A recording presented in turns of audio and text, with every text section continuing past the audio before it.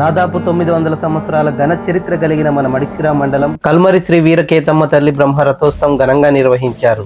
ప్రతి ఏటా మాఘమాసంలో జరిగే ఈ జాతర కోసం చుట్టుపక్కల గ్రామాల నుంచి వేల సంఖ్యలో భక్తులు తరలి వస్తుంటారు. ఈ పవిత్ర మాఘమాసంలో అందులోనూ సాక్షాత్తు ఆ సూర్య భగవానుడు రథసప్తమి దినాన మన వీరకేతమ్మ తల్లి రథోత్సవం జరగడం ఎంతో విశేషం.